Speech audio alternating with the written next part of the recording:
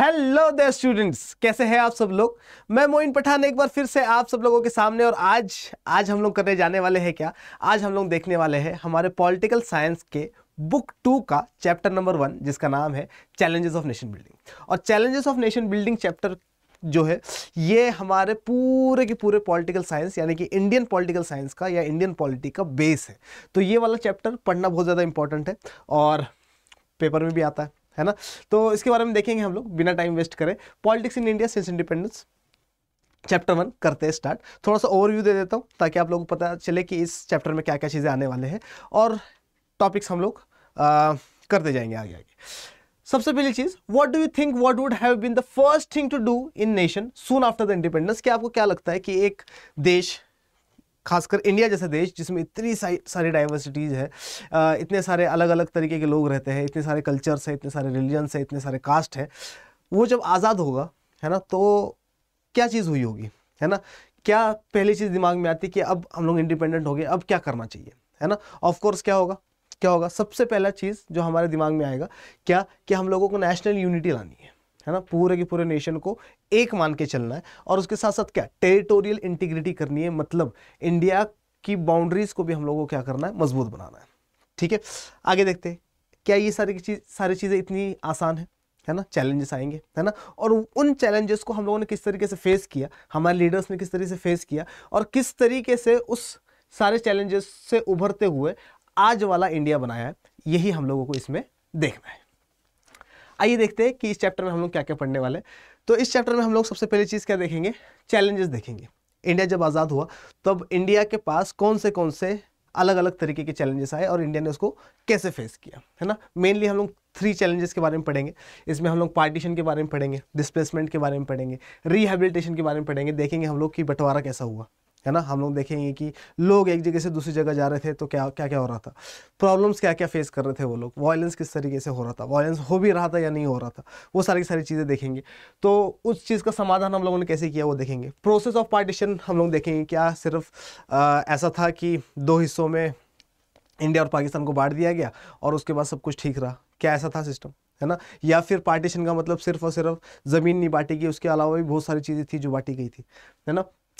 Process of partition में ये देखेंगे, कॉन्सिक्वेंसेज ऑफ पार्टीशन की, पार्टीशन के बाद क्या हुआ है ना, ये देखना भी बहुत ज़्यादा इंपॉर्टेंट है और ये भी हम लोग इस चैप्टर में देखने वाले हैं। आइए थोड़ा सा आगे बढ़ते हैं, छोटा सा ओवरव्यू देता हूँ क्या क्या है इस चैप्टर में। महात्मा गांधी सैक्रिफाइस देखेंगे हम लोग है ना, कि महात्मा गांधी का क्या रोल था पार्टीशन के टाइम पीरियड में। क्या पार्टीशन के टाइम पीरियड में महात्मा गांधी क्या कर रहे थे, एंजॉय कर रहे थे है ना, सेलिब्रेट कर रहे थे इंडिपेंडेंस, या इंडिपेंडेंस को सेलिब्रेट करने की बजाय इनका पूरा के पूरा ध्यान वायलेंस को रोकने में था है ना। तो महात्मा गांधी का बहुत इंपॉर्टेंट रोल रहा है इस टाइम पीरियड में, वो चीज़ हम लोग पढ़ने वाले हैं। इंटीग्रेशन ऑफ प्रिंसली स्टेट्स देखेंगे हम लोग, प्रिंसली स्टेट्स यानी कि रियासतों के बारे में देखेंगे है ना, जहाँ पर राजा महाराजा वगैरह रूल करते थे, नवाब निज़ाम प्रिंस वगैरह रूल करते थे, उसके बारे में देखेंगे हम लोग कि उनसे रिलेटेड क्या क्या प्रॉब्लम्स आई हमें है ना, उनको इंटीग्रेट, उनको इंडिया का पार्ट बनाने में कितनी प्रॉब्लम्स आई है ना, उन चीज़ों के बारे में पढ़ेंगे हम लोग। गवर्नमेंट का क्या अप्रोच था वो देखेंगे हम लोग, कि हमारी जो गवर्नमेंट थी, गवर्नमेंट ऑफ इंडिया, उस टाइम पीरियड में इंतरिम गवर्नमेंट थी, तो हमारी जो इंतरिम गवर्नमेंट थी उसको क्या क्या प्रॉब्लम्स आई, उसका क्या अप्रोच रहा था, क्या हमारी गवर्नमेंट ने किसी प्रिंसली स्टेट को डायरेक्टली अडॉप्ट कर लिया या उसके ऊपर पुलिस एक्शन करके अडॉप्ट कर लिया, या फ्लेक्सिबल अप्रोच रहा, वो सारी की सारी चीज़ें हम लोग इसमें देखने वाले। सरदार वल्लभ भाई पटेल का रोल देखेंगे हम लोग इसमें है ना। फिर हम लोग देखेंगे हैदराबाद, जो कि सबसे बड़ा प्रिंसली स्टेट था इंडिया का, उसके बारे में देखेंगे कि उसको इंडिया का पार्ट कैसे बनाया गया। मणिपुर के बारे में देखेंगे, मणिपुर को इंडिया का पार्ट कैसे बना दिया गया था। Reorganisation, recognition of states, recognition of states का मतलब क्या, आज जो हमारे स्टेट्स है वो आज वाले स्टेट्स कैसे बने, उन सारी की सारी चीज़ें, वो सारी की सारी चीज़ें हम लोग देखेंगे। और लास्ट में फास्ट फॉरवर्ड में हम लोग क्रिएशन ऑफ न्यू स्टेट्स के बारे में देखेंगे कि नए स्टेट्स जो है जो आज बने हुए वो कैसे कैसे बनते चले गए है ना, कौन सा वो एक्ट था, कौन सा वो कमीशन था जिसके तहत ये सारे के सारे स्टेट्स बना दिए गए है ना, और कैसे लैंग्वेज के बेसिस पे स्टेट्स बनते गए, वो सारी की सारी चीज़ें हम लोग इस चैप्टर में देखने वाले हैं। आइए हम लोग स्टार्ट करते हैं आज हमारा पहला टॉपिक, जो कि है challenges for the new nation, कि एक नया नेशन आज़ाद हो रहा है और ये नया नेशन जिसका नाम इंडिया है, भारत है, ये नेशन जो है आज़ादी के टाइम पीरियड में इसको क्या क्या चैलेंजेस आए वो हम लोग आज देखने वाले। मिडनाइट 14-15 अगस्त 1947 की बात है। तो 14-15 अगस्त 1947 को इंडिया क्या होता है, आज़ाद होता है ना। और इंडिया जो था उस टाइम पीरियड में ब्रिटिश इंडिया था। ब्रिटिश इंडिया का मतलब क्या, इंडिया सिर्फ छोटा मोटा इंडिया नहीं था, बल्कि इंडिया क्या था, एक बहुत बड़ी टेरिटरी थी, एक पूरा के पूरा सब कॉन्टिनेंट था। ये देखिए कुछ इस तरीके से, कुछ ऐसा है ना। पहले इंडिया क्या था, इतना बड़ा था, पूरा की पूरा सब कॉन्टिनेंट हम लोगों का था, है ना। लेकिन होता क्या है, हम सबको पता है कि जब इंडिया को इंडिपेंडेंस मिलता है तो इंडिपेंडेंस हमारा पार्टीशन के साथ आता है ना। ये जो पूरा के पूरा इंडिया था, जिसमें हम लोगों ने पाकिस्तान और बांग्लादेश को भी क्या कर लिया, इंक्लूड कर लिया है, इस इंडिया को हम लोग पहले ब्रिटिश इंडिया के नाम से जानते थे। किस नाम से जानते थे हम लोग इसको? ब्रिटिश इंडिया के नाम से जानते थे, है ना। अब ये जो इंडिया है, जिसको 14-15 अगस्त को रात में मिडनाइट में क्या मिलता है, इंडिपेंडेंस मिलता है। लेकिन इंडिपेंडेंस मिलता है किसके साथ? पार्टीशन के साथ। मतलब अब ये ब्रिटिश इंडिया दो हिस्सों में बट जाएगा। एक पार्ट इसका बनेगा भारत यानी कि इंडिया, और दूसरा पार्ट इसका बनेगा क्या? पाकिस्तान। पाकिस्तान, ठीक है। हम लोग फोकस करने वाले किस पे? इस वाले पार्ट पे, इंडिया वाले पार्ट पे। अब क्या हो रहा है, जब 14-15 अगस्त 1947 को ब्रिटिश इंडिया आजाद होता है पार्टीशन के साथ, तब हमारा जो इंडिया है इसके ऊपर क्या आएंगे, बहुत सारे चैलेंजेस आएंगे। लेकिन चैलेंजेस आने से पहले जो हमारे इंडिया वाले लोग हैं, जिन्होंने पूरे के पूरे फ्रीडम स्ट्रगल में साथ दिया है ना, इंडिया के नेशनल मूवमेंट में साथ दिया है। नेशनल मूवमेंट का मतलब क्या है? अगर जब भी वर्ड में यूज़ करूँ नेशनल मूवमेंट, या जब भी मैं बोलूँ किसके बारे में, इंडियन फ्रीडम स्ट्रगल के बारे में, तो इसका मतलब क्या है? इसका मतलब 1885 से लेकर, जब से इंडियन नेशनल कांग्रेस बनी है, तब से लेकर आज़ादी तक का टाइम पीरियड, यानी कि 1947 तक का, जब तक कि इंडिया को इंडिपेंडेंस नहीं मिलती है। तो नेशनल मूवमेंट के टाइम पीरियड में इंडियंस ने बहुत साथ दिया लीडर्स का, है ना, अंग्रेजों को भगाने में, और लास्ट में हम लोग कामयाब रहे 1947 में ब्रिटिशर्स को इंडिया से भगाने में और आज़ाद होने में। आज़ाद होने का मतलब क्या? अब हम लोग क्या है, अब हम लोग गुलामी से आज़ाद हो गए, है ना। अब हम लोग गुलाम नहीं रहेंगे, अब हमारा एरिया, हमारी कंट्री हमारी थी, और अब हम लोग इसके ऊपर रूल करने वाले थे। अब जब हम लोग इसके ऊपर रूल करने वाले हैं, मतलब हमारे बहुत सारे एक्सपेक्टेशंस रहेंगे, हमारे बहुत सारे एस्पायरेशंस रहेंगे, हाँ कि ना, ठीक है। अब क्वेश्चन ये है कि क्या एक्सपेक्टेशंस, है ना। अब हम लोग आज़ाद हो गए, ठीक है, हमारे ऊपर अब ब्रिटिशर नहीं है, तो क्या एक्सपेक्टेशन होंगे, है ना, क्या एस्पायरेशंस होंगे हमारे। तो ये जो नेशनल मूवमेंट था 1885 से लेकर 1947 तक, ये जो नेशनल स्ट्रगल थी, है ना, तो इस स्ट्रगल के दौरान हम लोग सोचते थे कि यार हम लोग जब आज़ाद होंगे तो हम लोग ऐसे करेंगे वैसे करेंगे। एग्जाम्पल के तौर पे हम लोगों ने सोचा था कि जब हम लोग आज़ाद हो जाएंगे ना, तो हम लोग लैंग्वेज के बेसिस पे स्टेट बनाएंगे, ठीक है। अब हम लोग आज़ाद हो चुके हैं, है ना, और लीडर्स ने कहा भी था कि यार लैंग्वेज के बेसिस पे स्टेट बनाएंगे जब हम लोग आज़ाद हो जाएंगे। तो हम लोगों ने क्या कहा, अरे यार हम तो मराठी पीपल है, हम लोग क्या बनाएंगे, मराठा लैंड बनाएंगे एक, है ना। या फिर हम लोग गुजराती पीपल है, हम लोग क्या करेंगे, गुजरात की सरजमीन बनाएंगे। या हम लोग क्या है, हम लोग तमिल पीपल है, तो हम लोग क्या करेंगे, तमिल लैंड बनाएंगे, ठीक है, तमिलनाडु बनाएंगे, एक्सेट्रा एक्सेट्रा। तो हमारे पास क्या थे, बहुत सारे एस्पायरेशंस थे, हमारे बहुत सारे एक्सपेक्टेशंस थे, जो हमें आज़ाद इंडिया में, इंडिपेंडेंट इंडिया में पूरे करने थे, ठीक है। अब कैसे पूरे होंगे वो हम लोग इस चैप्टर में जानने वाले हैं। आइए थोड़ा सा आगे देखते हैं। ये कुछ फोटोज है, ये 15 अगस्त 1947 की जवाहरलाल नेहरू की फोटो दिख रही है आप लोगों को, जो कि एक बहुत बड़ी स्पीच दे रहे हैं और बहुत सारे लोग इनको सुनने के लिए आए, है ना। पंडित जवाहरलाल नेहरू, आप सबको पता है कि हमारे सबसे पहले क्या थे, प्राइम मिनिस्टर थे, first prime minister of India थे। और इसके साथ साथ इनका टाइम पीरियड भी लिख देता हूँ मैं, जवाहरलाल नेहरू जी का। तो 1946 से लेकर 1964 तक ये हमारे प्राइम मिनिस्टर रहने वाले हैं। 1946 से लेकर 1964 तक ये हमारे क्या रहने वाले, प्राइम मिनिस्टर रहने वाले हैं। पेपर में बार बार क्वेश्चन आता है कि इन्होंने जो स्पीच दी थी, ठीक है, जब इंडिया आज़ाद हुआ था, तो उस स्पीच का नाम क्या था? तो इस स्पीच का नाम था ट्रिस्ट विथ डेस्टिनी। क्या नाम था? Tryst with destiny. क्या मतलब है ट्रिस्ट विथ डेस्टिनी का मतलब? ट्रिस्ट विथ डेस्टिनी का मतलब है, ट्रिस्ट का मतलब होता है मीटिंग। क्या मतलब होता है? मीटिंग। किसके साथ मीटिंग? विथ आवर डेस्टिनी, हमारे किस्मत के साथ, है ना। हमारे किस्मत के साथ हमारी आज मुलाकात हो रही है। किस्मत के साथ क्यों? क्योंकि हमारा एक सपना था कि इंडिया एक दिन आज़ाद होगा, है ना, इंडिया एक दिन अंग्रेज़ों से आज़ाद होगा, इंडिया एक दिन फ्री होगा, गुलामी से निकल जाएगा, ठीक है। तो ये जो स्पीच जवाहरलाल नेहरू ने दी थी, जिसमें बहुत सारे लोग आए थे, हर कम्युनिटी के, हर रिलीजन के, हर कास्ट के लोग आए थे। प्रधानमंत्री नेहरू को सुनने के लिए। तब इन्होंने कहा था कि आज हम लोग क्या कर रहे हैं, आज हम लोग अपनी किस्मत से मुलाकात कर रहे हैं। जो सपना हम लोग 1885 से लेकर 1947 तक देख रहे थे, वो 1947 में हमारा पूरा हो चुका है और अब इंडिया जो है कम्प्लीटली आज़ाद है ना। ये वाली फ़ोटो भी एक मिस्टीरियस फ़ोटो है, इसके बारे में मैं आप लोग बताऊंगा। और टेकिंग सेरेमनी टाइप है, आगे देखेंगे हम लोग इसके बारे में। आइए थोड़ा सा आगे बढ़ते, देखिए आगे क्या है। बहुत सारे एक्सपेक्टेशंस थे, बहुत सारे डिज़ायर्स थे, है ना। अब जब एक्सपेक्टेशंस होते हैं, डिज़ायर्स होते हैं, तो कन्फ्लिक्ट्स भी आते हैं, है ना। एग्जांपल के तौर पे अगर हम लोग बोले कि इंडिया की इकोनॉमी बढ़ानी है, क्या करना है, इंडिया की इकोनॉमी अच्छी करनी है, तो अलग अलग लोग अलग अलग प्रस्ताव रखेंगे। एग्जाम्पल के तौर पे कुछ लोग बोलेंगे कि इंडिया एक एग्रीकल्चर कंट्री है, एग्रीकल्चर के ऊपर ध्यान देते हैं बहुत सारा, और क्या करते हैं, पैसा कमाते हैं, इंडिया की इकोनॉमी को बढ़ाते हैं, हाँ कि ना, ठीक है। लेकिन कुछ लोग क्या बोलेंगे, कुछ लोग बोलेंगे नहीं यार, एग्रीकल्चर में इतना पैसा नहीं है, अपन क्या करते हैं, इंडस्ट्रीज लगाते हैं, इंडस्ट्रीज, और इंडस्ट्रीज लगाकर हम लोग क्या करेंगे, अपनी इकोनॉमी को बढ़ाएंगे। कुछ लोग बोलेंगे नहीं यार, ये भी ठीक नहीं है, हम लोग क्या करते हैं, हैवी इंडस्ट्रीज लगाते हैं, और हैवी इंडस्ट्रीज से क्या हो जाएगा, हैवी इंडस्ट्रीज से हमारा नेशन जो है वो और ज़्यादा ग्रो करेगा, है ना। कोई कुछ और बोलेगा, कोई कुछ और बोलेगा, कोई बोलेगा नहीं नहीं टेक्सटाइल के ऊपर ध्यान देते हैं, है ना। एक एग्जांपल के तौर पे बता रहा हूँ तुम लोगों को। अब सीन क्या हो रहा है, किसी भी एक चीज़ के ऊपर हम लोग इकट्ठा नहीं आ रहे, ठीक है। फिर क्या होगा, आइडियोलॉजी की बात आएगी कि इंडिया की आइडियोलॉजी क्या होगी।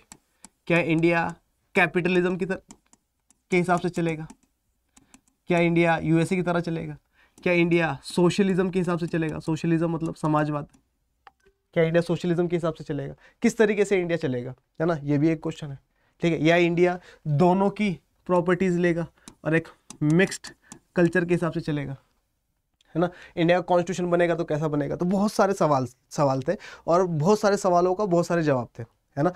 अब सीन क्या है, इसमें आ रहा है कन्फ्लिक्ट, कोई कुछ कह रहा है, कोई कुछ कह रहा है, लेकिन दो ऐसे गोल्स थे जिसके ऊपर हर एक बंदा एग्री था। अब दो गोल ऐसे कौन से थे जो जिसके ऊपर सब एग्री थे, देखो क्या बोला, there were two goals almost everyone agreed upon. One, that after independence we shall run our country through democratic government. सबसे पहला क्या कि इंडिपेंडेंस के बाद हम लोग अपनी कंट्री को डेमोक्रेसी के थ्रू रूल करेंगे, हाँ कि ना। और ये हमारा एक बहुत इंपॉर्टेंट एक्सपेक्टेशन थी। कैसे, देखिए एंशिएंट टाइम पीरियड में चाहिए, एंशिएंट टाइम पीरियड से हड़प्पा में चली जाइए। हड़प्पा के टाइम पीरियड में भी कहा जाता है कि हाँ हो सकता है कि यहाँ पर प्रीस्ट का रूल था, है ना। उसके बाद आ जाइए एंशिएंट टाइम पीरियड में। एंशिएंट टाइम पीरियड में आप लोगों ने हिस्ट्री में पढ़ा होगा कि जन से जनपद, जनपद से महाजनपद बने, है ना। महाजनपद से किंगडम्स बनने स्टार्ट हुए, है ना। तो सबसे पहला किंगडम हम लोग मौर्यन एम्पायर के बारे में पढ़ते हैं, उसके बाद बहुत सारे एम्पायर पढ़ते हैं, गुप्ता एम्पायर पढ़ते हैं, वर्धन एम्पायर पढ़ते हैं, ठीक है। मतलब कोई ना कोई राजा रूल कर रहा है हम लोगों के ऊपर। उसके बाद हम लोग क्या पढ़ते हैं, मिडिवल हिस्ट्री पढ़ते हैं। मिडिवल हिस्ट्री में हम लोगों को पता चलता है कि दिल्ली सल्तनत स्टार्ट होती है। दिल्ली सल्तनत में फिर अलग अलग क्या कहते हैं उसको, ट्राइब्स रूल करती है ना। एग्जाम्पल के तौर पे सबसे पहले स्लेव डायनेस्टी रूल करती है, फिर उसके बाद खिलजी डायनेस्टी रूल करती है, उसके बाद तुगलक डायनेस्टी रूल करती है, उसके बाद सैयद डायनेस्टी रूल करती है, लोधी डायनेस्टी रूल करती है, फिर आते हैं मुगल्स, है ना। फिर मुगल्स का टाइम पीरियड लंबा चौड़ा, फिर मुगल्स के बाद फिर ब्रिटिशर्स आते हैं, फिर ब्रिटिशर्स 1947 तक हमारे पे रूल कर रहे हैं। तो हम लोगों ने हमेशा से क्या देखी है, मोनार्की देखी है, कॉलोनियलिज्म दिखा है। और अब इंडिया वाले बंदे जो है वो थक चुके हैं और इंडिया वाले बोल रहे हैं कि भैया अब हमें ना किसी की गुलामी में नहीं रहना है। तो सारे के सारे इंडियन, सारे के सारे लीडर्स एक बात पे आमादा थे कि हम लोग अपनी कंट्री को डेमोक्रेसी के थ्रू ही रूल करेंगे। लोगों ने पूछा डेमोक्रेसी का मतलब, जिसको नहीं पता था, ठीक है। तो क्या इन्होंने क्या कहा कि भाई डेमोक्रेसी का मतलब to the people, by the people, for the people, है ना। एक ऐसी गवर्नमेंट जो लोगों के लिए काम करेगी, लोग ही काम करेंगे, लोगों के लिए ही काम करेंगे। समझ में आ रहा है कि नहीं आ रहा, ठीक है। Democracy is by the people, for the people, to the people. समझ में आया कि नहीं आया, ठीक है। मतलब अब क्या होगा, अब लोकतंत्र आएगा। एक ये गोल था जिसके ऊपर सब एग्री थे। दूसरा गोल क्या था, two that the government will be run for the good of all, particularly the poor and the socially disadvantage groups. अब सेकेंड पॉइंट बहुत इंपॉर्टेंट है। अब क्या हुआ, इंडिया एक ऐसा देश है जिसमें बहुत सारी डाइवर्सिटी है ना। पहले भी हम लोग डिस्कस कर चुके। कैसी डाइवर्सिटी, हमारे पास कल्चरल डाइवर्सिटी है, हमारे पास लिंग्विस्टिक, लैंग्वेज के बेसिस पे बहुत सारी डाइवर्सिटी है, हमारे पास रिलीजन के बेसिस पे बहुत सारी डाइवर्सिटी है, हमारे पास क्रीड के तौर पे बहुत सारी डाइवर्सिटी है, रेस के तौर पे बहुत सारी डाइवर्सिटी है। इतनी डाइवर्सिटीज़ है, इतनी डाइवर्सिटीज़ है, इतनी डाइवर्सिटीज़ है कि हमें खुद ही नहीं पता कितनी डाइवर्सिटीज़ है, हाँ कि ना, हर 12 मील्स के ऊपर हमारी बोलियाँ चेंज हो जाती है ना, लैंग्वेज तो नहीं लेकिन बोलियाँ चेंज हो जाती है। इतनी सारी लैंग्वेजेस है, 22 तो कॉन्स्टिट्यूशनल लैंग्वेजेस है हमारे पास, ठीक है। तो हम लोगों को ये सारी की सारी चीज़ें ध्यान में रखनी थी, और इसी वजह से हमारा दूसरा पॉइंट एग्जिस्टेंस में आता है, और पूरे के पूरे इंडिया वाले यानी कि पूरे के पूरे लीडर्स एक और चीज़ पर आमादा हो जाते हैं, एक और चीज़ पर इकट्ठा आते हैं और कहते हैं कि हमारी जो गवर्नमेंट बनेगी वो सब के लिए काम करेगी, किसी एक पर्टिकुलर कम्युनिटी, किसी एक पर्टिकुलर सोसाइटी, किसी एक पर्टिकुलर रिलीजन, किसी एक पर्टिकुलर कास्ट, किसी एक पर्टिकुलर ग्रुप के लिए काम नहीं करेगी, बल्कि इंक्लूसिव ऑफ ऑल यानी कि पूरे के पूरे इंडिया को इकट्ठा लेकर चलेगी। और ख़ास तौर पे पर्टिकुलरली किसको किसको साथ लेकर चलेगी, खास तौर पे साथ लेकर चलेगी पुअर्स को, गरीबों को। क्यों? क्योंकि इंडिया एक गरीब कंट्री, 1947 में इंडिया में लगभग 89% लोग जो है वो क्या है, बहुत ज़्यादा पुअर है। और दूसरी तरफ सोशली डिसएडवांटेज ग्रुप्स के ऊपर ध्यान दिया जाएगा। अभी सोशली डिसएडवांटेज ग्रुप्स कौन है?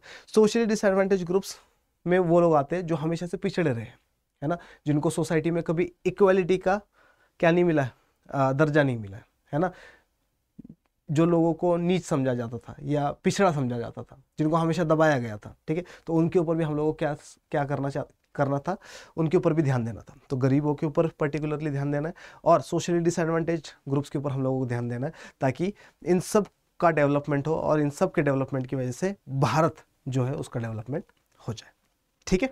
आगे देखिए क्या हो रहा है, with independence the time had come to realise the promise of freedom, ठीक है। और अब इंडिपेंडेंस के साथ हम लोगों ने जो 1885 से लेकर 1947 तक जो बड़े बड़े वादे किए थे, किससे? हमारे लीडर्स ने जो आम जनता से जो बड़े बड़े वादे किए थे, वो सारे के सारे वादे पूरे करने का टाइम आ चुका था, ठीक है।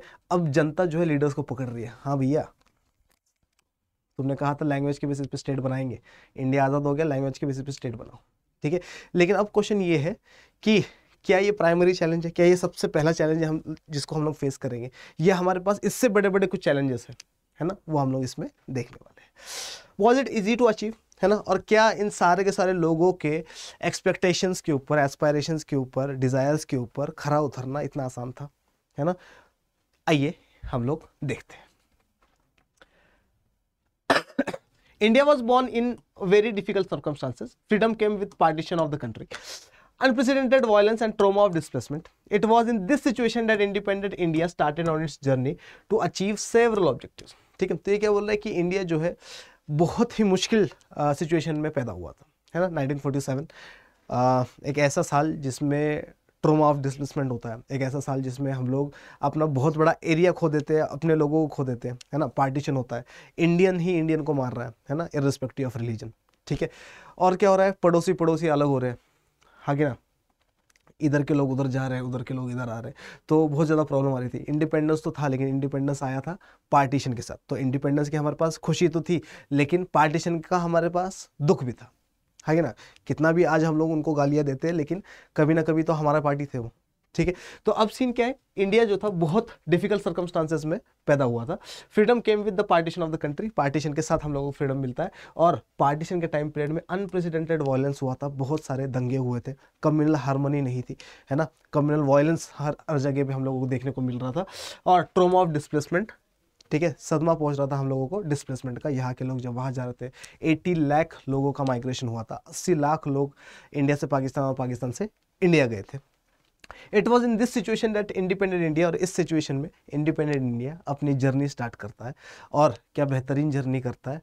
और आज के टाइम पीरियड में हम लोगों को देखने को मिलता है कि इंडिया 1947 के उस कंडीशन से उठकर आज कितनी हाई लेवल पोजीशन पर पहुंच चुका है। आइए देखते थोड़ा सा आगे। कुछ इस तरीके से डिस्प्लेसमेंट हो रहा था लोगों का, है ना, ट्रेन्स में भर भर के लोगों को लेकर जाया जाता था, ठीक है। कई लोगों की बुगीज़ में ट्रेन की बुगीज़ में क्या हो जाता था, डेथ हो जाती थी, है ना, सफोकेशन की वजह से, घुटने की वजह से, स्टैम्पीड की वजह से, भगदड़ की वजह से लोगों की डेथ हो जाती थी, है ना। भर भर के लोग जाते थे, और बॉर्डर्स के ऊपर क्या होता था, मरने की संभावना बहुत ज़्यादा थी, है ना, किलिंग्स बहुत ज़्यादा थी, एट्रोसिटीज़, पीड़ा वगैरह बहुत ज़्यादा थी, बहुत ज़्यादा अत्याचार हो रहा था, है ना, एक दूसरे के खून के प्यासे बन गए थे लोग। तो उस चीज़ को भी हम लोग क्या करने वाले, डिस्कस करने वाले हैं। What were there only 3 challenges, ये बोल रहा है कि क्या सिर्फ और सिर्फ 3 ही चैलेंजेस थे, है ना, जिसको हम लोगों ने स्टार्टिंग में देखा था। कह रहा नहीं, ऐसा नहीं है। चैलेंजेस बहुत सारे थे हम लोगों के पास, लेकिन उन सारे के सारे चैलेंजेस को हम लोग ब्रॉडली 3 हिस्सों में हम लोग पढ़ने वाले हैं। आइए देखते हैं कौन से हिस्से हैं वो। Broadly independent India face 3 kinds of challenges. ये बोल रहा है कि नहीं, सिर्फ 3 चैलेंजेस नहीं थे, चैलेंजेस तो बहुत सारे थे, लेकिन हम लोग उसको क्या करते 3 हिस्सों में बांटते। पहला, shaping the nation with great diversity. सबसे पहला चैलेंज क्या था कि हम लोगों को क्या करना था, हमारी जो इतनी बड़ी कंट्री है इंडिया, जिसमें इतनी सारी डाइवर्सिटी है, इन सब को बोलना था कि भैया तुम सारे के सारे लोग ना इंडियन हो। कैसे, इसमें क्या प्रॉब्लम है, सारे के सारे लोग मानते तो है कि हम वो इंडियन है। ऐसा नहीं था। 1947 से पहले सिचुएशन अलग थी। सिचुएशन कैसी अलग थी, एग्जाम्पल के तौर पे मैं यहाँ पर इंडिया बना रहा हूँ, ये हमारा इंडिया है, ये कुछ इस तरीके से है ना, और इंडिया का बहुत बड़ा एरिया है, ठीक है। अब इस बहुत बड़े वाले इंडिया में अलग अलग जगह थी। एग्जाम्पल के तौर पे यहाँ पर हैदराबाद था, तो हैदराबाद वाले बंदे बोलते थे कि भैया हम तो हैदराबादी है। क्या है, हम लोग हैदराबादी है, ठीक है।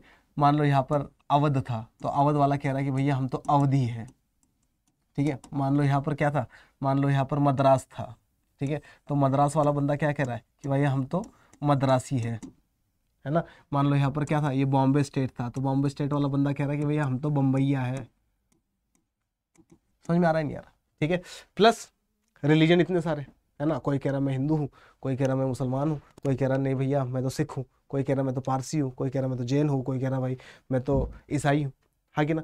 तो अब इन सारे के सारे लोगों को ये सारा के सारा क्षेत्रवाद छोड़कर, ये सारा के सारा क्या कहते हैं रिलीजन वाली चीज़ें छोड़कर इकट्ठा एक नाम के अंडर में लाना है, क्या कि भैया तुम सब लोग जो हो वो क्या हो, एक ही हो, यानी कि इंडियन। हर चीज़ छोड़ो, तुम सारे के सारे एक ही कंट्री को बिलोंग करते हो और तुम सारे के सारे क्या हो, इंडियन हो, ठीक है। तो ये सबसे पहली चीज़ थी। हम लोग को क्या करना था, एक ऐसा नेशन बनाना था, एक ऐसी कंट्री बनानी थी जिसमें बहुत ज़्यादा डाइवर्सिटी थी, है ना, और हर चीज़ की डाइवर्सिटी, है ना। अगर हम लोग सिर्फ और सिर्फ हिंदू रिलीजन की बात करें तो हिंदुइज्म में ही क्या है, कास्ट की बात करें हिंदूज के, तो 36 अलग अलग हम लोगों को कास्ट मिलते हैं, है ना, 36 बिरादरियाँ कहते हैं ना, ठीक है। अब इन 36 कास्ट को इकट्ठा लाना कि भैया तुम सारे के सारे एक ही हो, है ना। मुस्लिम्स की बात करें तो शिया सुन्नी का कन्फ्लिक्ट हो जाता है, ठीक है। अगर हम लोग जैन्स में देखें तो जैन्स में भी और स्थूलभद्र है और क्या कहते हैं श्वेतांबर दिगंबर वाला डिफरेंस हो जाता है। तो बहुत सारी चीज़ें होती हैं, तो इन सब को इकट्ठा लाना है, इस सारी की सारी डाइवर्सिटी को हम लोगों को एक्सेप्ट करना है और एक्सेप्ट करके सबको बोलना है कि तुम्हें भी एक ही नाम एक्सेप्ट करना है जो कि इंडियन है, ठीक है। दूसरा चैलेंज देखते हैं क्या हमारे पास, टू एस्टैब्लिश डेमोक्रेसी। कैसे सर डेमोक्रेसी एस्टैब्लिश करने में क्या प्रॉब्लम है। डेमोक्रेसी एस्टैब्लिश करने के लिए हमें सबसे पहले चीज़ चाहिए कॉन्स्टिट्यूशन, है ना, संविधान चाहिए हम लोगों को, ठीक है। जिसको नहीं पता संविधान क्या होता है, कॉन्स्टिट्यूशन एक बुक है जिसमें सेट्स ऑफ प्रिंसिपल्स लिखे हैं, जिसमें रूल्स एंड रेगुलेशंस लिखे, है ना, और उसी किताब के अकॉर्डिंग पूरा के पूरा कंट्री चलने वाला है, ठीक है।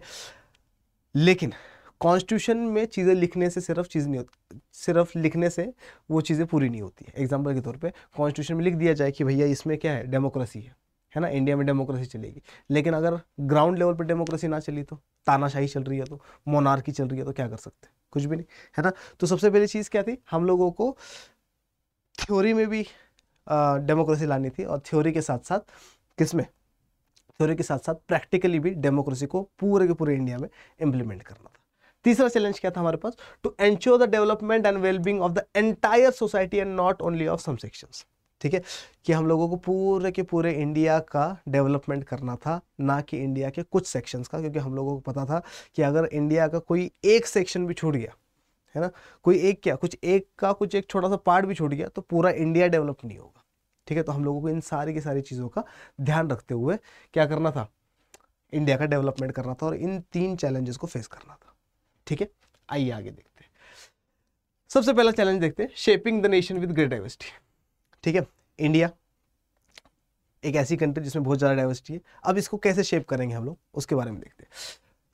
कॉन्टिनेंटल साइज एंड डाइवर्सिटी, ये बोल रहा है कि इंडिया का साइज जो है वो बहुत ज़्यादा बड़ा है, और इतना बड़ा इतना बड़ा इतना बड़ा है इंडिया का साइज कि एक कॉन्टिनेंट की तरह है। तो ये कह रहा है कि इसका कॉन्टिनेंटल साइज है ना, डाइवर्सिटी बहुत ज़्यादा है। लिंग्विस्टिक डाइवर्सिटी है ना, जहाँ पर भी वर्ड आ जाए लिंग्विस्टिक, तो क्या मतलब होता है, diversity on the basis of language, तो लैंग्वेज की डाइवर्सिटी है ना। साउथ इंडिया में चले जाओ, साउथ इंडिया में हम लोगों को पता है कि महाराष्ट्र में मराठी स्पीकिंग लोग रहते हैं, तेलंगाना में, आंध्र प्रदेश में तेलुगु स्पीकिंग लोग हैं, है ना। तमिलनाडु में तमिल स्पीकिंग लोग हैं, कर्नाटक में कन्नड़ा स्पीकिंग लोग हैं, ठीक है। थोड़ा सा नॉर्थ आ जाओ, केरला में मलयालम स्पीकिंग लोग हैं, ठीक है। नॉर्थ आ जाओ थोड़ा सा, यानी कि महाराष्ट्र के ऊपर आ जाओ, गुजरात में गुजराती स्पीकिंग लोग हैं, ठीक है। फिर ऊपर हिंदी बेल्ट आता है, लेकिन हिंदी बेल्ट में भी बोली अलग है, हरियाणवी कंप्लीटली अलग है ना। यूपी की हिंदी कंप्लीटली अलग पड़ती है, ठीक है। मध्य प्रदेश की हिंदी कंप्लीटली अलग पड़ती है ना। बोलियों में डिफरेंस आ जाता है। बंगाल में बंगाली बोली जा रही है, ठीक है। तो लिंग्विस्टिक डाइवर्सिटी इतनी ज़्यादा है हमारे पास। इसके बाद क्या बोल रहा है, cultural and religious diversity. Culture की डाइवर्सिटी भी अलग है और रिलीजन की डाइवर्सिटी भी अलग है। अलग अलग रिलीजन तो रह रहे, लेकिन कल्चर भी अलग है ना। नॉर्थ का कल्चर साउथ के कल्चर से कंप्लीटली अलग है। तो इन सब को कंबाइन करना है और इन सब को बोलना है कि भैया तुम सब एक ही हो, है ना। तो इतना आसान तो नहीं होगा। आगे क्या बता रहा है, at that time it was widely believe that a country full of such kind of diversity could not remain together for long. अब क्या हुआ, बहुत सारे पॉलिटिकल साइंटिस्ट आए और बहुत सारे पॉलिटिकल साइंटिस्ट ने कहा कि देखो ऐसा है कि पहला पार्टीशन तो इंडिया का रिलीजन के बेसिस पे हो गया। किसके बेसिस पे, रिलीजन के बेसिस पे। मतलब मुस्लिम्स जो है इन लोगों ने अपना पाकिस्तान ले लिया, ठीक है, और बहुत सारे हिंदू जो है वो इंडिया में रह गए। लेकिन इंडिया के और भी पार्टीशन होंगे ऐसा लोगों को लगता था। कौन से लोगों को, पॉलिटिकल साइंटिस्ट को। क्यों लगता था, क्योंकि इंडिया में डाइवर्सिटी इतनी है, आगे ना। इनको लगता था कि हो सकता है लैंग्वेज के बेसिस पे और क्या हो, पार्टीशन हो। इनको क्या लगता था कि भाई रिलीजन के बेसिस पे और पार्टीशन हो जाएंगे। एग्जाम्पल के तौर पे बहुत सारे पॉलिटिकल साइंटिस्ट प्रेडिक्ट करते थे कि भाई बहुत सारे मुस्लिम्स अभी भी है, क्या पता एक और नेशन निकल जाए इसमें से, है ना। इंडिया में बहुत सारे को लगता था कि भाई सिख पीपल बहुत ज़्यादा है, तो वो अपना क्या कर देंगे, अपना अलग नेशन बना लेंगे। बहुत सारे लोगों को लगता था कि भाई बुद्धिस्ट जो है वो नॉर्थ बेल्ट में है, तो वो अपना अलग नेशन ना मांगने लग जाए, है ना। लैंग्वेज के बेसिस पे नेशन ना मांगने लग जाए, फिर उसके बाद में कास्ट के बेसिस पे ना मांगने लग जाए, जोग्राफिकल लोकेशन के हिसाब से ना मांगने लग जाए, ठीक है। तो अब सीन क्या था, बहुत सारे पॉलिटिकल साइंटिस्ट कह रहे थे कि भैया ये तो पहला डिवीजन है, इसके बाद और डिवीजन्स आएंगे इंडिया के, ठीक है। लेकिन इंडिया क्या करता है, इन चैलेंजेस को इतनी आसानी से फेस करता है और इफेक्टिव पॉलिसीज लाकर इंडिया को, इंडियन टेरिटरी को इस तरीके से शेप करता है कि आज सारे लोग अपने आप को इंडियन मानते हैं। The partition of the country appear to prove everyone's worst fears, है ना। तो ये क्या बोल रहा है कि पॉलिटिकल साइंटिस्ट प्रेडिक्ट कर रहे थे कि बहुत सारे मतलब अभी और पार्टीशन वगैरह आएंगे, और जो हमारा पहला पार्टीशन हुआ था इंडिया पाकिस्तान का, वो इस चीज़ को प्रूव भी कर रहा था, ठीक है। आगे आते, दूसरा क्या था, challenge was to establish democracy, ठीक है। देखते क्या चैलेंज है। सबसे पहली चीज़ थी constitution, granted fundamental rights, extended the right to vote to every citizen. तो देखो अब क्या हुआ, हम लोगों ने ये वाला चैलेंज कैसे फेस किया, डेमोक्रेसी कैसे एस्टेब्लिश करी हम लोगों ने। तो डेमोक्रेसी एस्टेब्लिश करने के लिए हम लोगों ने सबसे पहले कॉन्स्टिट्यूशन बनाया। हम सबको पता है कॉन्स्टिट्यूशन, जो कि जिसको हम लोग संविधान भी कहते हैं, आगे ना, जिसको हम लोग आइन भी कहते हैं, ठीक है। तो हमारा जो संविधान था, हमारा जो आइन था, उसमें हम लोगों ने कुछ ऐसी चीज़ें डाली जिससे डेमोक्रेसी आए, है ना। एग्जाम्पल के तौर पे हम लोगों ने सबसे पहली चीज़ क्या डाली, हम लोगों ने फंडामेंटल राइट्स दिए, ठीक है। तो हमारे कॉन्स्टिट्यूशन के part 3 of the Indian constitution में हम लोगों ने क्या डाला, हम लोगों ने फंडामेंटल राइट्स डाले। और फंडामेंटल राइट्स में हम लोगों ने बहुत इंपॉर्टेंट चीज़ें डाली, जैसे कि हम लोगों ने बताया किसके बारे में, हम लोगों ने बताया कि भाई इंडिया में रहने वाले लोगों के पास राइट टू इक्वलिटी होगी, आगे ना, right to freedom of religion होगा। हम लोगों ने बताया कि इंडिया में रहने वाले लोगों के पास क्या होगा, right to promote your culture होगा, आगे ना। लिंग्विस्टिक जो लैंग्वेजेस वगैरह है उनको प्रोटेक्ट करा जाएगा। 22 कॉन्स्टिट्यूशन लैंग्वेजेस है आज हमारे पास, ठीक है। हम लोगों ने क्या बोला कि भाई अनटचेबिलिटी को हम लोगों ने बैन कर दिया, टाइटल्स को हम लोगों ने बैन कर दिया, ठीक है। पर्सनल लिबर्टी की जगह दी, ठीक है। तो हम लोगों ने क्या करा, फंडामेंटल राइट्स दिए, कुछ ऐसे राइट्स दिए जिनसे कोई भी बंदा इंडिया वाले लोगों का राइट ना छीन सके, ठीक है। तो हम लोगों ने क्या करा, हमारे कॉन्स्टिट्यूशन में फंडामेंटल राइट्स डाल दिए। उसके बाद क्या बोल रहा है, extended the right to vote to every citizen. अब ये वाला जो था, ये तुरुप का इक्का था हमारा। मतलब इंडिया सबसे पहली इज द फर्स्ट कंट्री ऐसी है जिसने सबको राइट टू वोट दिया। सबको क्या कर दिया, राइट टू वोट दिया। सर सबको राइट टू वोट मतलब बच्चों को भी नहीं, एक सर्टेन एज के ऊपर वाले लोगों को डिसाइड कर दिया कि तुम सब लोगों को क्या मिलेगा, राइट टू वोट मिलेगा। लेकिन सबको, कह रहे सर आप बार बार सबको क्यों बोल रहे हो, इसलिए बोल रहा हूँ क्योंकि विमेन को भी राइट टू वोट दिया गया। क्या तो इसमें क्या सर नई बात है? नई बात है। नई बात इसलिए थी उस टाइम पीरियड में क्योंकि बड़ी बड़ी developed countries, European countries, USA वगैरह, यहाँ पर भी सारी की सारी विमेन को राइट टू वोट नहीं था।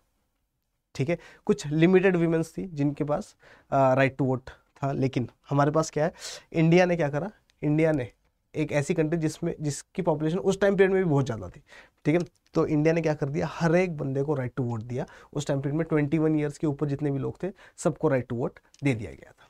तो ये क्या था, तुरुप का इक्का था, है ना। ये चीज़ बता रही है क्या कि भैया तुम सब के सब इक्वल हो, है ना, हर एक बंदे के पास क्या मिलेगा, सबको राइट टू वोट मिलेगा। आगे क्या बोला, India adopted representative democracy based on the parliamentary form of government. और इंडिया ने क्या अडॉप्ट करा, रिप्रेजेंटेटिव डेमोक्रेसी अडॉप्ट करी, है ना। बोला गया क्या कि हर क्षेत्र से हर 10 लाख लोगों के ऊपर एक बंदा जो है वो चूज होके आएगा और आकर पार्लियामेंट में बैठेगा, ठीक है, और फेयर गेम के थ्रू लोग अपना क्या करेंगे, लीडर चूज करेंगे, ठीक है। तो ये तीन चीज इन तीन चीज़ों ने क्या करा, एंश्योर करा कि इंडिया में डेमोक्रेसी रहेगी, ठीक है। फंडामेंटल राइट्स, दूसरा हम लोगों ने क्या देखा, right to vote to every citizen, और तीसरा हम लोगों ने क्या करा, तीसरा हम लोगों ने देखा रिप्रेजेंटेटिव डेमोक्रेसी, ठीक है। मतलब अब हमारा वोट जो है वो इतना ज़्यादा पावरफुल है कि वो चूज करेगा कि राजा कौन होगा, ठीक है। चलिए आगे बढ़ते, तीसरा देखते। अच्छा, कुछ और पॉइंट्स और है।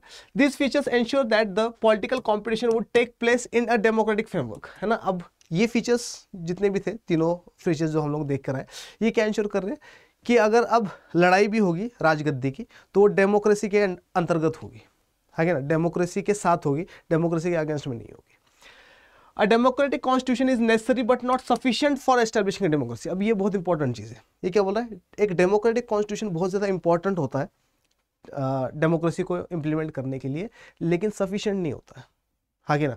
मतलब क्या, मान लो ये मेरे पास कॉन्स्टिट्यूशन है और इस कॉन्स्टिट्यूशन में मैंने लिख दिया कि भैया सबके पास फंडामेंटल राइट्स है, ठीक है, लिख दिया, और इस किताब को उठा के डाल दिया शेल्फ में, ठीक है, अब उस पर धूल पड़ रही है ना, और ग्राउंड लेवल पर है ही नहीं डेमोक्रेसी, ग्राउंड लेवल पर किसी के पास फंडामेंटल राइट है ही नहीं, तो क्या होगा, इसका मतलब जो चीज़ लिखी गई है, जो थ्योरी में लिखी गई है, वो प्रैक्टिकल नहीं है ना। तो इसी वजह से ये क्या बोल रहा है, डेमोक्रेटिक कॉन्स्टिट्यूशन जरूरी तो है लेकिन सफिशिएंट नहीं है डेमोक्रेसी को इंप्लीमेंट करने के लिए, ठीक है। तो ये भी चैलेंज था कि जो लिख दिया गया उसको इंप्लीमेंट भी करना है ग्राउंड लेवल पर, ठीक है। तो कैसे करेंगे, the challenge was to develop democratic practices in accordance with the constitution. और अब चैलेंज क्या था कि कॉन्स्टिट्यूशन बना लिया गया, इस संविधान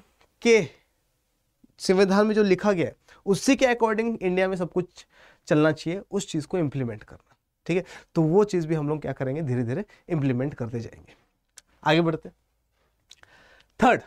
The third challenge was to ensure the development and well-being of the entire society and not only of some sections।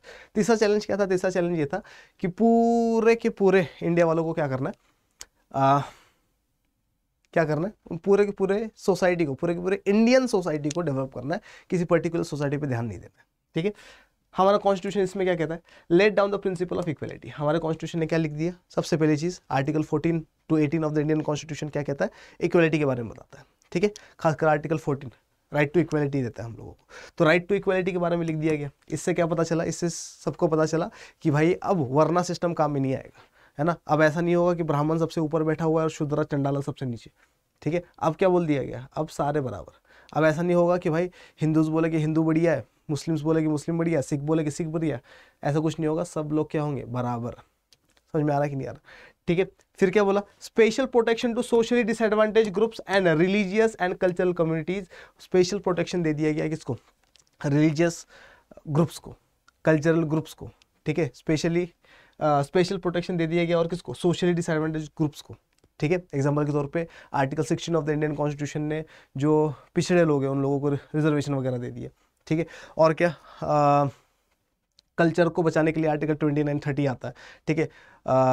Right to freedom of religion article 25 के आसपास, 25-26 में हम लोग को देखने को मिलता है। तो हमारा कॉन्स्टिट्यूशन क्या कर रहा है, हमारा कॉन्स्टिट्यूशन लोगों को फंडामेंटल राइट्स दे रहा है, ठीक है। जिससे क्या होगा, जिससे डेवलपमेंट होगा पूरे की पूरी सोसाइटी का।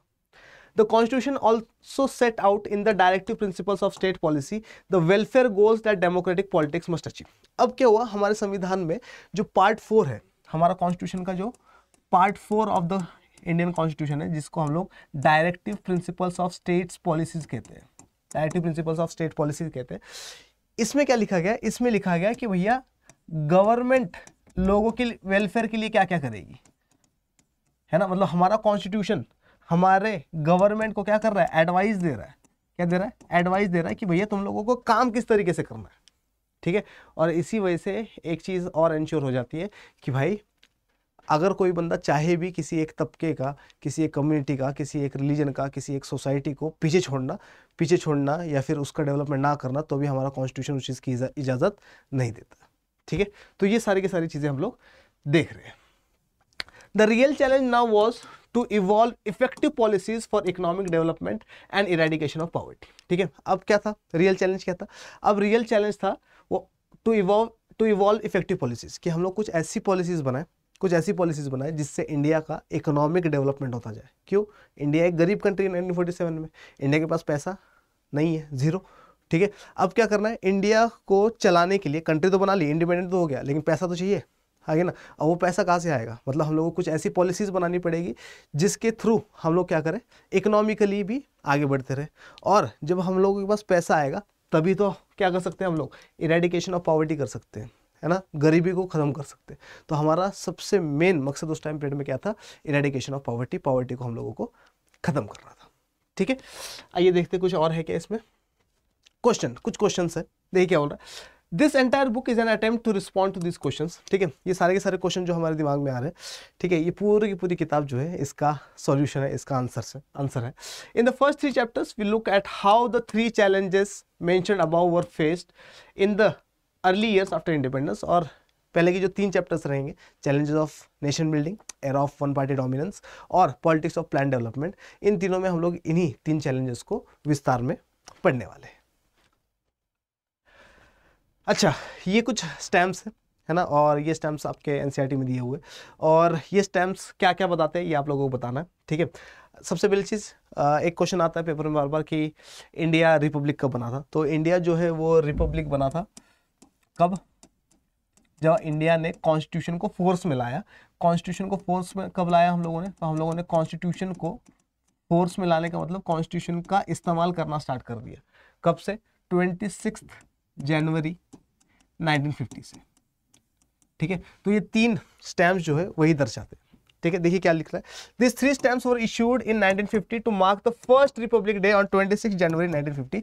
तो पहला रिपब्लिक डे को क्या करने के लिए, दर्शाने के लिए, सेलिब्रेट करने के लिए ये 3 स्टैम्प्स जो है वो इशू करे गए थे, है ना। यहाँ पर देखो तीनों में हम लोगों को लड़का लड़की दिख रहे, अगर आप लोग ध्यान से देखो, और ये तीनों लड़का लड़की कुछ देखे। अब ये लड़का लड़की कौन है, ये यूथ है ना, ये स्टूडेंट्स है, यूथ है, जो क्या देख रहे कि इंडिया को आगे बढ़ते हुए, देख रहे कि इंडिया को आगे बढ़ने के लिए क्या क्या चीज़ करी जानी चाहिए या करी जा रही है ना। जैसे पहले वाले में हम लोगों को ये गांधी जी का चरखा दिख रहा है, मतलब ये क्या दर्शा रहा है कि इंडिया का टेक्सटाइल इंडस्ट्री जो है उसको हम लोगों को बढ़ाना चाहिए, ठीक है। दूसरा क्या हो रहा है, दूसरा हम लोगों को देखना है क्या, ये ट्रम्पेट वाला सीन दिख रहा है, मतलब रिपब्लिक डे सेलिब्रेशंस के बारे में यहाँ पर बात हो रही है।